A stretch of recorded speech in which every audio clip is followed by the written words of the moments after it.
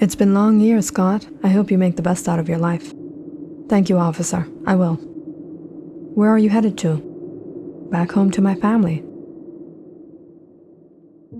After 12 long years of serving time for investment fraudulence, Scott Gray was released 3 years ahead of his initial sentencing for good conduct over the years. Now looking at the streets around him, everything was so different. He walked down the once familiar roads on his way back home, desperate to meet his family again. Scott, is that you? Adam, how are you? You're finally out. I'm happy for you. I'm doing good. This is my shop. Back in the days, this shop used to be a small stall where Scott used to buy flowers for his wife on every occasion. This is for you, Emma. Oh, these are lovely, Scott. They smell so sweet. Not as sweet as that smile. Now come on, let's go sit by the river. I have another surprise for you. Another surprise? Scott, what's gotten into you today? I think someone forgot what day it is today. What day it is? It's not our anniversary, but it is the first day we met, the day I fell in love with you. Scott and Emma were happily married for 2 years when they had their first child, Madeline. But soon after, Emma fell severely ill and passed away, leaving Scott with a young daughter to raise on his own. The girl has been crying for days for Emma. I don't know how to feed her, how to dress her. What will I do with this child? Don't worry, son. Madeline is a good girl. She will stay with Grandma, right, Madeline? She won't go to anyone else either. Of course she will. Who's going to help me make supper? Madeline, don't you want to stir the pot? The pot? Yes, Grandma. I want to do it. Do you know when your father was young, I used to make him jelly-filled donuts, and every time he would eat all the jelly and leave the bread hollow. Scott's mother had done so much for him. It was she who had cared and brought up Madeline in his time of need. If there was anyone who Scott held dear to his heart, it was her. But even his mother stopped visiting him while he was serving time. He supposed she was angry with him. He had become a reason of shame for her, now known as a criminal. When Scott reached his house, he was surprised to find it locked up and empty. He called and knocked on the door, but no one answered. Where was his mother and his young daughter? Seeing him, one of the neighbors came out to inquire the matter. Excuse me, mister, are you searching for someone? No one lives here. This is my home. My mother and my daughter lived here. Where are they? Your mother? You mean that elderly woman, Louisa Gray? Yes, Louisa Gray. I'm so sorry to tell you this, but Louisa Gray passed away almost 9 years ago. She passed away?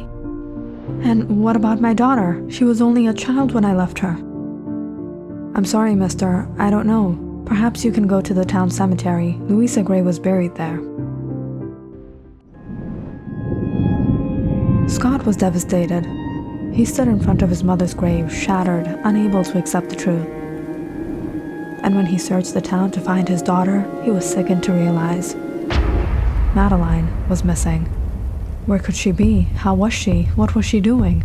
Scott felt enraged. He couldn't bear that this would happen to his once happy family, and he only knew of one person to blame. Vernon Ford, the man responsible for him spending so many years behind bars. Vernon Ford was one of the wealthiest businessmen in town. He was a bank owner. And Scott used to work for him as his manager. Things were working out great for Scott. He was progressing in his life until one dark night, Scott was called by his boss for a talk.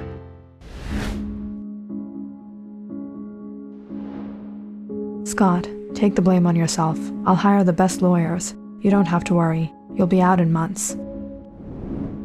What? For something I haven't done? I have a family. I have an old mother and a young daughter to care for.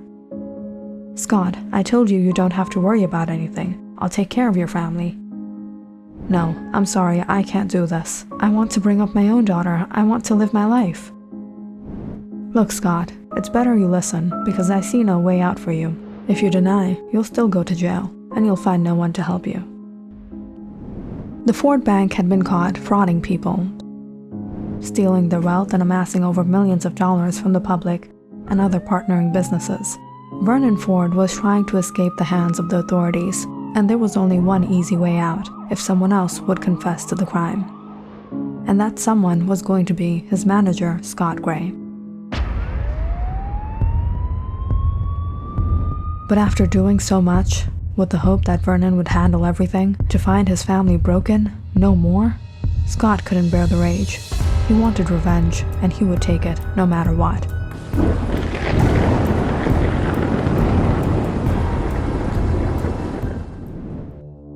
That evening, Scott inquired of the whereabouts of Vernon Ford from the locals in town. The lavish house that he lived in was now extended into a grand mansion. Vernon Ford was 10 times richer than he was 12 years ago.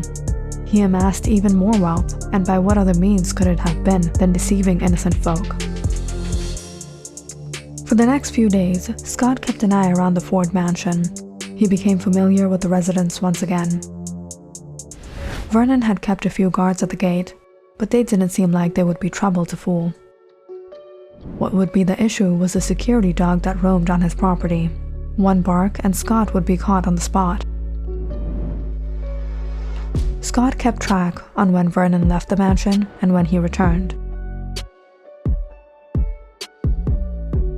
During this time, all his servants and butler were out and about tending to the needs of the large mansion. There was no way to get him alone.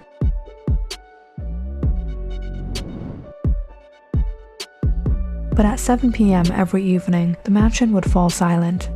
Everyone would be inside, wrapping up on their day. Scott had been watching Vernon every night in the top left chamber of the mansion on the second floor, his bedroom. Vernon came out of the balcony for some time every night for a drink at exactly 9 p.m.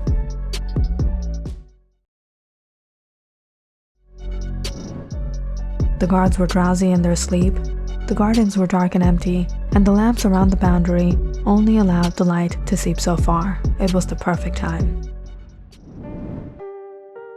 So Scott arranged everything he needed to trespass into the Ford mansion. While the guards were sound asleep at the front, he entered from the back. Now for the dog, Scott had brought a nice meal for it. He watched as the beast devoured it. "Don't worry, buddy, you'll be up again in the morning," as if nothing had ever happened. Scott had drugged the meat with sleeping aid.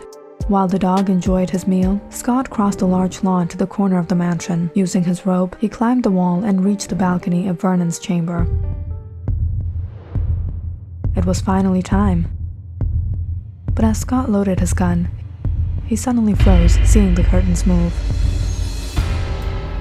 He leaned against the wall beside the window, surprised to see a young woman. Bewildered by a face he recognized, Scott looked through the curtains. She looked just like his wife. Who was she? Seeing Vernon walk into the room and begin speaking to her, Scott quickly bailed out. He couldn't get that face out of his head. The question roamed in his mind. Who was that woman? The next day, Scott kept a sharp eye monitoring each and every member of the house. That's when he noticed the young woman always escorted Vernon to the door every morning when he left and greeted him every afternoon when he returned. Alas, following one of Ford's servants at the marketplace, he was able to pry out some information. Who was that young woman who was always by Vernon's side? I see they're very much acquainted. She's related to Mr. Ford. I don't know how, but she's one of his closest people. She's been living under his care for years now. It's like he raised her himself.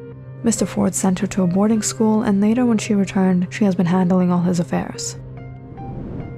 When Scott heard about the young woman, he had no doubt that she was his Madeline.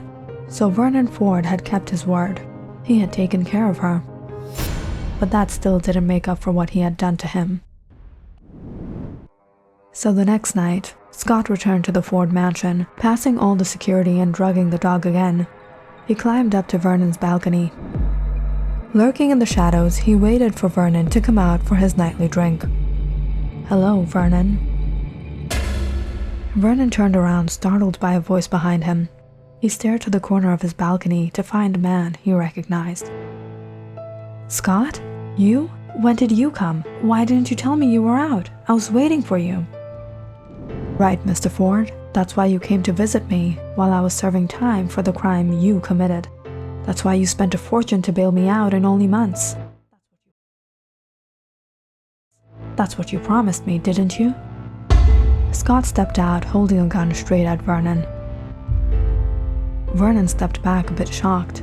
Look, Scott, you may hold a grudge against me, but the fact of the matter is, you didn't listen to me when I offered you. I warned you. If you denied, you would be in jail, and you wouldn't find anyone to help you. But see, I still took care of your daughter, like my own. I sent her to the best school. I allowed her to stay in this grand mansion, to live this lavish lifestyle. She would have never gotten a life like this, even if she grew up in her own father's hands. And what about what you did to me? Why should I let you live when you ruined my life? Hearing voices from the balcony, Madeline curiously stepped out to find Vernon. But what she saw frightened her. She stood frozen as she stared at a man pointing a gun at Vernon. Mr. Ford! But seeing his daughter after so many years, hearing her voice after so long, Scott fell weak to his heart. And that was when Vernon took the chance and pushed Scott down, finishing the man who knew his darkest secrets. Mr. Ford, Scott was the breadwinner of our family, but with him gone, this young girl has no one but me. I'm an old lady. I'm not in the state to earn a living anymore. So what do you want from me? Why are you here? Scott used to work for you. You knew the kind of man he was. He didn't do anything wrong. He went to jail for you. Now we have no one. What will happen to his daughter? He didn't go because of me. He went because of his own faults.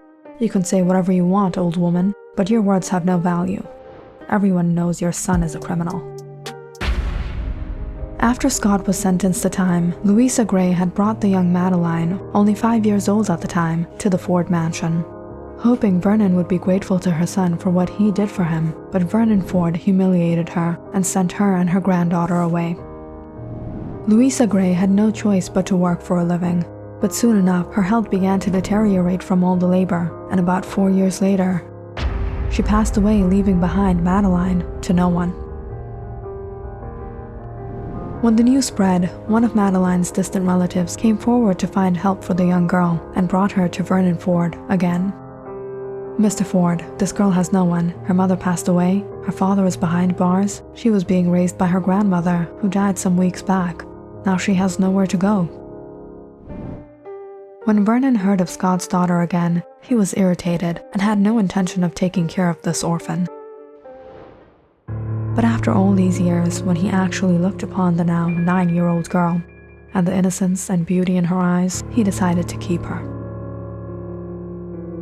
And for the last 9 years, he had raised her to now be a beautiful, educated, intelligent young woman. And he did so for a special reason. And after all this, he wasn't going to let Scott become an obstacle in his way. Scott fell to the ground in pain, hearing the voice of his daughter from the balcony, but he was now in no condition to move or speak. Madeline anxiously looked away from Scott, unable to bear the gruesome sight.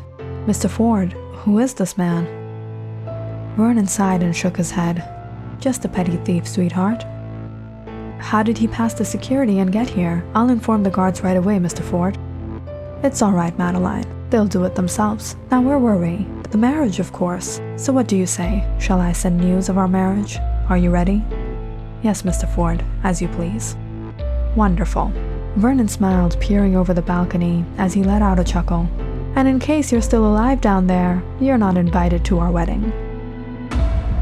Hearing the last words of Vernon made Scott's chest begin to constrict. The betrayal, the humiliation. Vernon had no goodness at all. He did this because he desired his young daughter. Unable to bear the pain and grief, seeing the wicked smile on Vernon's face as he held his daughter's hand, Scott took his last breath.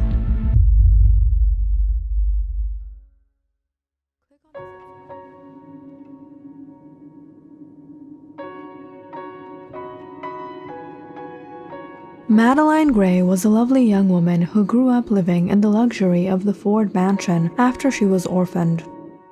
Vernon Ford, the man that had taken her responsibility, had made all arrangements for her. After finishing her elementary studies at the mansion, Vernon Ford sent her to an esteemed and notable college where Madeline was doing well. Everything was perfect in her life. She was never deprived of anything, but a certain loneliness haunted her throughout the large rooms and the empty halls of the Ford mansion. However, Madeline soon found that love she was searching for while studying away from home. She met a young man named William Fleming.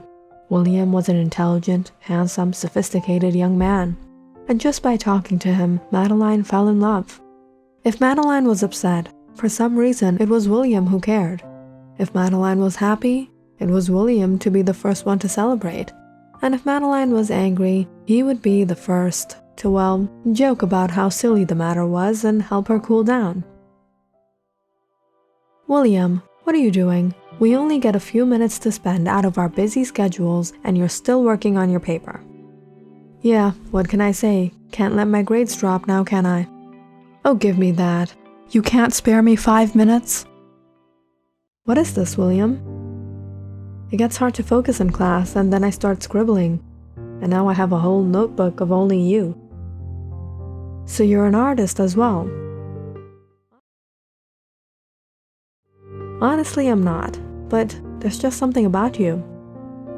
Madeline and William had been in a relationship for the past 2 years, and both were considering getting married once they would graduate. But it was after one spring break, when Madeline returned after visiting home, she looked changed and heartbroken. "Madeline, what's wrong? Why do you look upset?"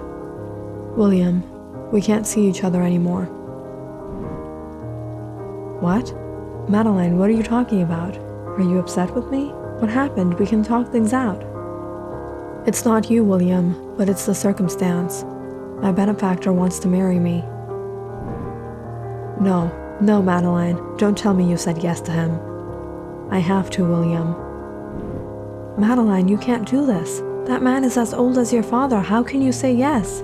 How can you ruin everything we had for that? To be miserably married to an old man?"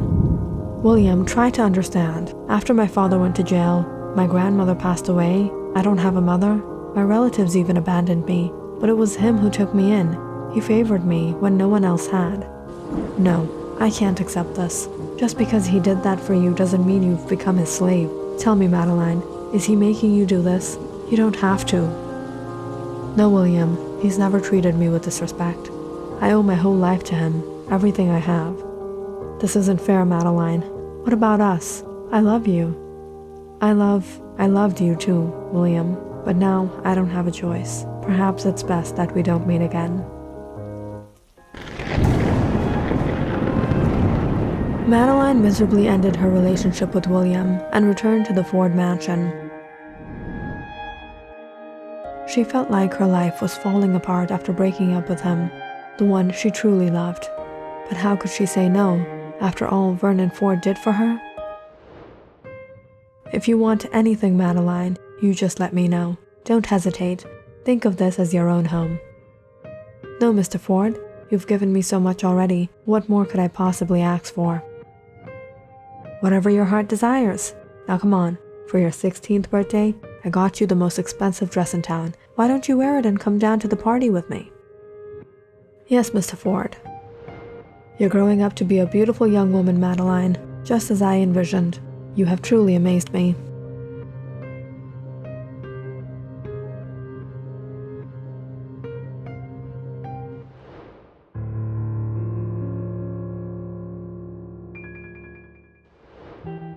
Madeline wiped her tears and took a deep breath. She shook off all her second thoughts and went to speak to Vernon. "So what do you say? Shall I send news of our marriage? Are you ready?" "Yes, Mr. Ford, as you please." Vernon immediately sent out word of their marriage, and it was in only days that the wedding was arranged and numerous folk gathered at the Ford ballroom for the occasion. Dearly beloved, we are gathered here today in the presence of these witnesses to join Vernon Ford and Madeline Gray in matrimony. It was the day of her wedding, the day that was meant to be most special to her, but as the officiant spoke, all Madeline waited for was for it all to end. If any person can show a just cause why they may not be joined together, let them speak now or forever hold their peace." With the last glimmer of hope, Madeline stared at the onlooking crowd, all staring at her with nothing but accepting smiles. The whole ballroom sat in silence, awaiting for the couple to exchange their rings. "By the power vested in me, I pronounce you husband and wife." Everyone stood up applauding, throwing flowers as Vernon and Madeline walked down the aisle. A smile on Madeline's face that lied, and the tears in her eye that said so much more.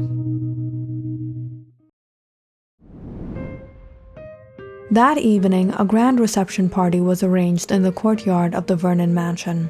The best food, drinks, and caterers were hired for the occasion. The whole mansion was decorated in festivity. As everyone was having a great time, Vernon called for Madeline to meet him at the balcony. "You're looking gorgeous, Madeline. Tonight is a special night for the two of us. Let us share a toast with all our lovely guests." "Yes, Mr. Ford."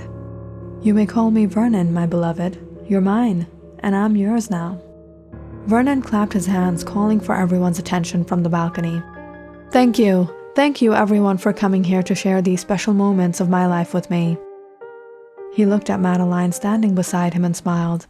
"This is our life now, Madeline, and I want to tell you how much I have and will appreciate your love and your support." Madeline smiled as a few amongst the crowd applauded. "Please, don't thank me. After all the love you've showered upon me, I don't know anyone more kind and generous than you, Vernon." Vernon raised his wine glass and chuckled. "Let us all toast to happy long years to come." Vernon gulped down the whole glass, letting out a satisfied breath. "This day turned out perfect, didn't it, Madeline?" he said, turning to hold her hand. But all of a sudden, Madeline noticed a sign of strain on Vernon's face. He suddenly stumbled back, holding his chest.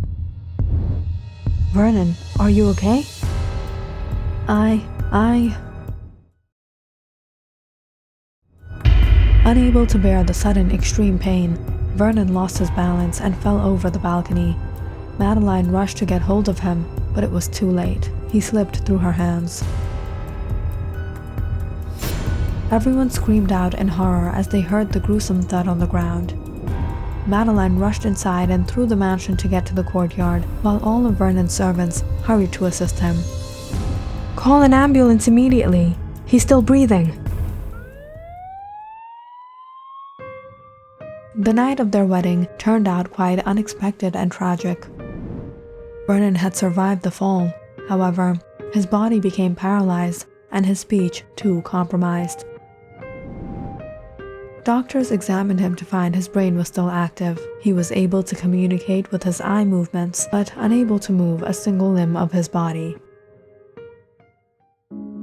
"Doctor, will he ever be able to recover?" "Mrs. Ford, I don't want to give you false hope. At this age, the rate of recovery is very low."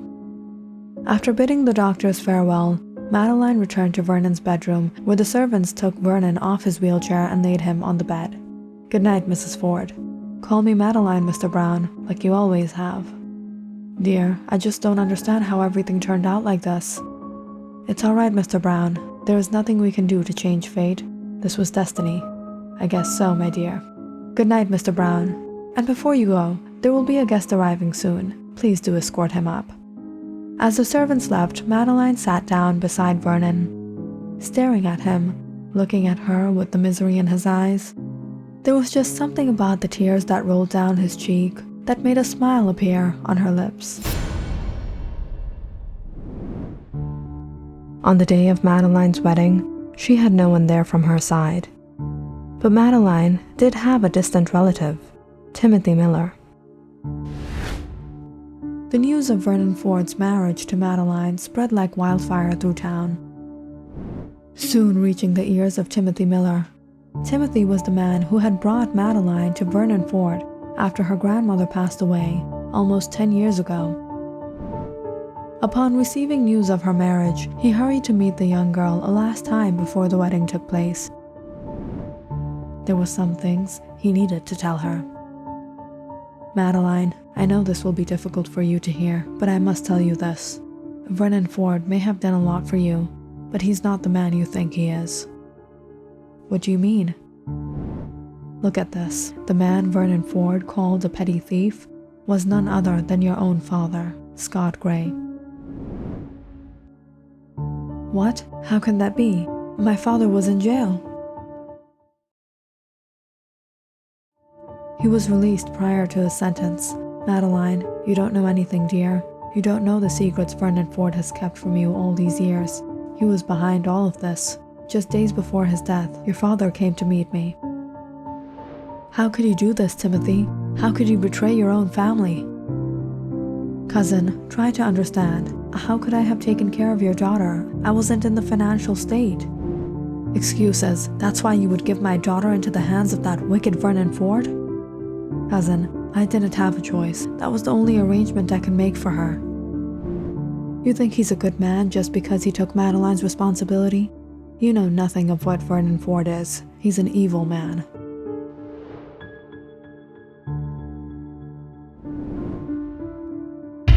Timothy felt ashamed of his selfishness, knowing the truth of Vernon Ford, but there was nothing he could do now. However, when he received news of a petty thief who had passed away breaking into the Ford mansion, he curiously inquired who the man was.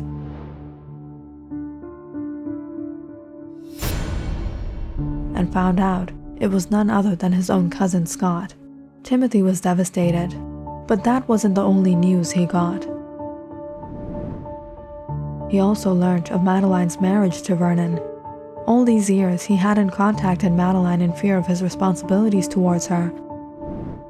But now, after all that Scott had told him before his death, he couldn't help but feel there was something wrong, because if Madeline knew the truth, she would have never accepted Vernon's hand in marriage.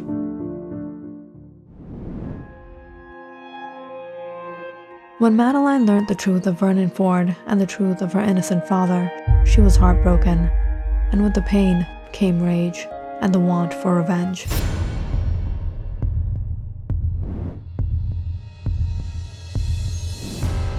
She immediately contacted William again and told him everything that had happened and asked him to come meet her right away. William and Madeline were both studying in medical college. They wanted to become doctors, serve people in all goodness, but perhaps now it was time that they used that knowledge for something necessary. Make sure you mix the right dosage into his drink. It will paralyze his whole body, but his brain will remain active.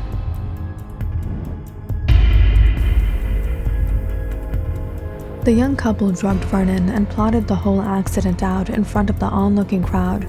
On the day of the marriage, away with all suspicion.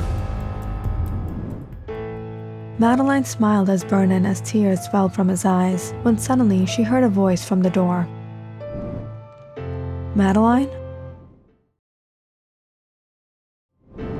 Madeline jumped up in excitement to see her beloved William. She ran to him and laughed. "You're here! Where else would I be away from you? Did you take a look at the paperwork?" "Absolutely," William chuckled as he looked at Vernon.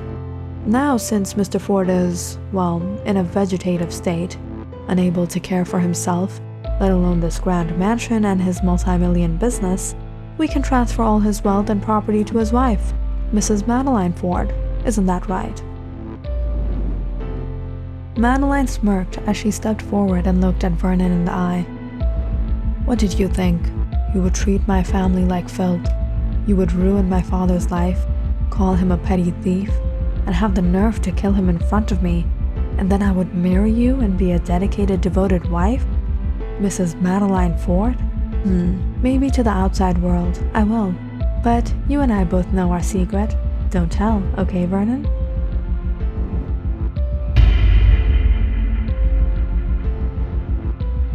"Let's go, sweetheart. I need a drink after all of this." Madeline chuckled as she left with her boyfriend William out the door to enjoy themselves right in front of her so-called husband.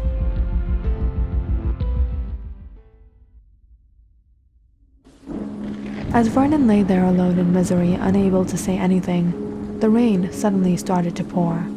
A strong wind blew through the balcony into the room, sprinkling the raindrops onto his face. Now, Vernon couldn't even move a limb to wipe himself. He stared, looking out into the skies, wishing he had died instead. When suddenly, he noticed someone standing on the balcony through the curtains. No, it couldn't be.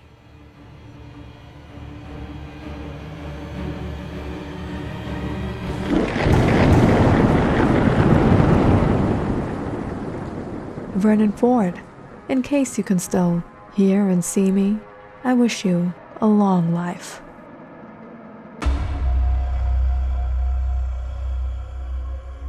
Click on the subscribe button and check out more awesome videos on our channel.